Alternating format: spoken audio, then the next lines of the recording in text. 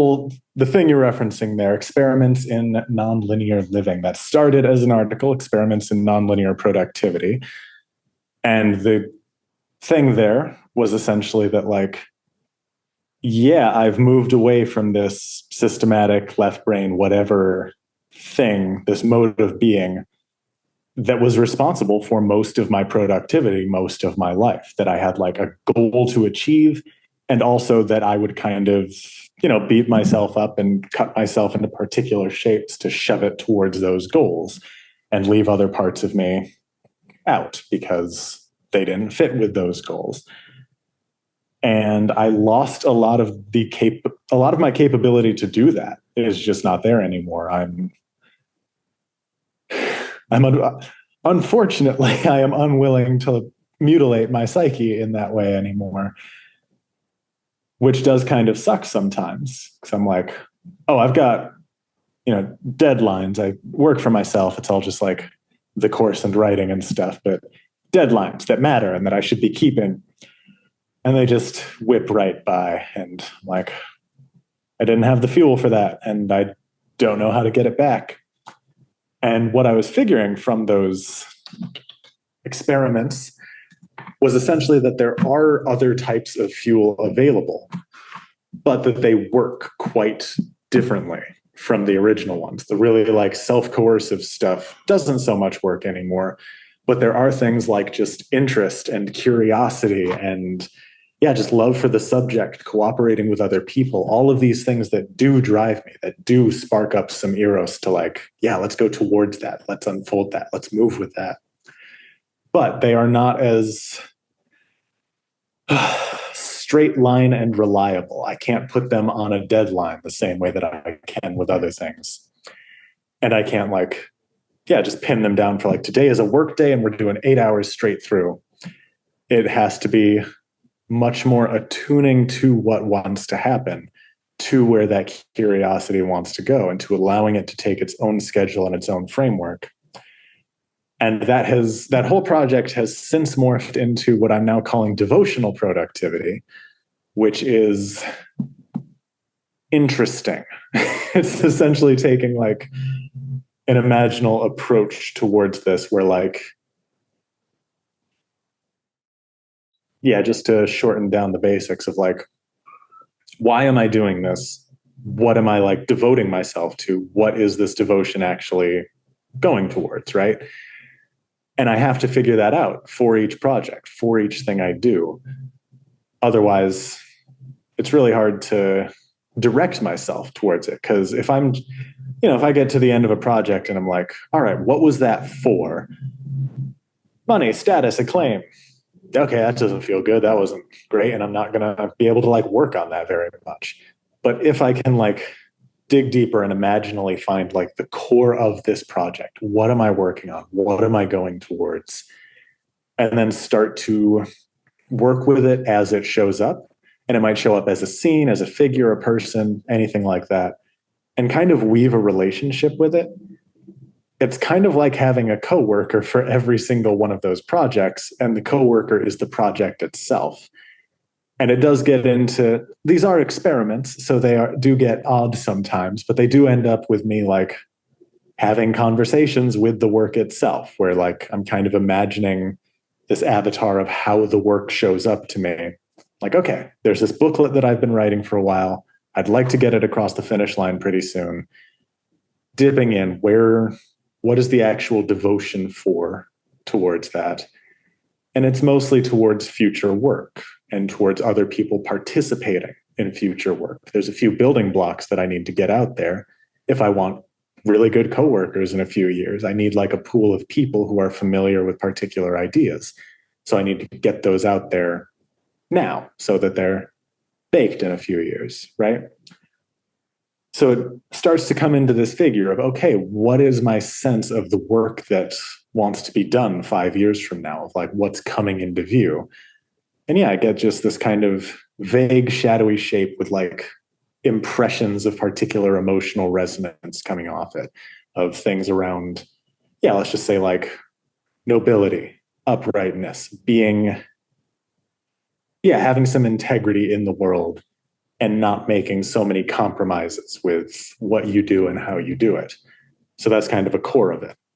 So then I take that figure, concretize it a bit more. It's like, okay, if I try to really pull it out of the fog and get something to relate to there, I'm getting, and now from here, I'm just kind of making things up. Let's say Charles. He seems like a Charles. So then I've got this figure coming out of the fog. Name is Charles.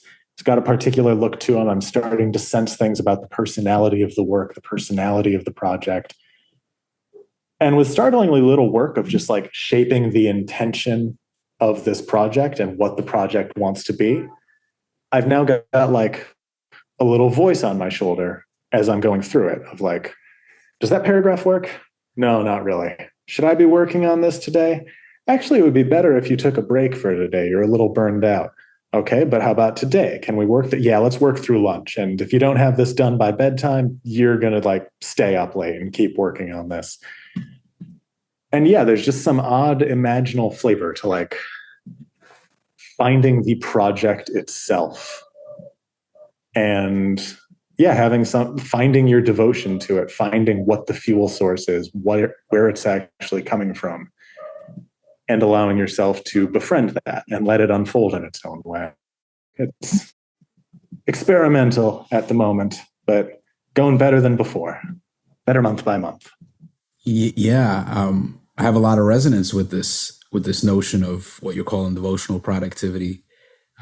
It seems very powerful, and I think for some of the other threads that were coming up for me is like, you know, working on something and losing interest, or like there's a part of you that's procrastinating and you're just like not getting things done. And I think in our culture, like in the dominant culture, there's this thing like, oh, procrastination is bad, or you got to push through. I know for myself, I've always been about like pushing through, and if things get hard, you just got to keep going. But it seems, especially in like creative work, like I know you're doing a lot of writing, I'm doing writing, creating podcasts, and also these kind of things, and just reading a lot of different books and exploring a lot of ideas. And that just doesn't seem to work very well. Like trying to force things, trying to keep pushing forward.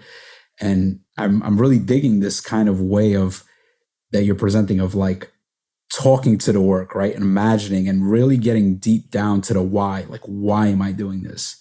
And I think I've been like, I think there's a lot of things I've been doing because there's a sense of, I need to do this. Like I need to write a weekly newsletter, right? For a while I was doing that. And then I got to a point where I'm like, well, why?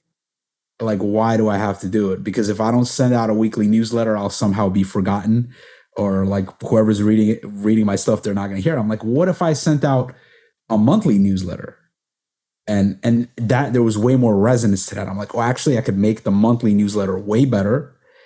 And I wouldn't have that pressure of like having to write every week, because there's already a lot of things on my plate and a lot of things that I'm doing.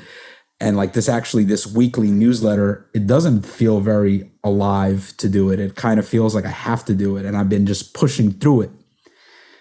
So there is something that you're saying that's really resonating with, just really getting down to the why. And yeah, and just kind of following what's alive in you. It's like, well, I was reading this book, and it was, last week there was a lot of resonance, but now I don't know. I just feel I don't have that same resonance. So maybe I need to put it down and move towards something else. I think there's definitely something in that things not being linear that's powerful and overlooked in the way we work and the way we look at productivity for the most part. Yeah, a lot of that feels, creative work is hard, man. Did you already, or are you going to? You were going to talk to Rosa Lewis, right? How did you know? Did you speak to her? Or was that someone else? No, I actually heard. Yeah, we talk every week. We have weekly calls of like that are supposed to be like project management, helping each other, but mostly just turn into talking about whatever's going on. But yeah, that's like a thing that has come up many times in our conversations, is like the creative aspects of a lot of this work, like just take their own time and their own path to unfold. And the more you try to force them, the more difficult the work gets. and B, kind of the worse it gets. Like it just doesn't unfold the way that it needs to. I've got one example just from today. Like there's a project I wanted to have done months ago, and I feel like I'm finally in the like last stages of it now. And just today I rediscovered like the perfect structuring metaphor that I need to run through it and really cohere it. And yeah, that just came today, like probably 3 or 4 months after I would have liked to have it put out there, but it took its own time. And that's just how it needed to go and how it needed to be. So yeah, I don't know. I'm getting better at just like trusting the process, trust the process, trust the process. But I am getting better at just having that faith that like, you know what, over and over again, I try to structure these projects to come how I need them to come. And then they don't, and something way better pops up. So I'm getting better at just kind of trusting that, you know what, this project isn't working right now. That's fine. I will come back to it later and it will continue developing whatever it needs to be. I've got a joke article set up that we'll see if I actually finish, but I'm calling it Project Necromanagement. Basically of, yeah, trying to bring projects back from the dead and dealing with projects where that aliveness just hasn't quite gotten there. And which ones do you return to? When do you return to them? Is there a way to like kind of reinfuse them to, I don't know, just get them moving a little bit, or is it completely just leave them dead until they come alive on their own? What is the range there? Yeah, I resonate with it and definitely want to work more in that kind of direction.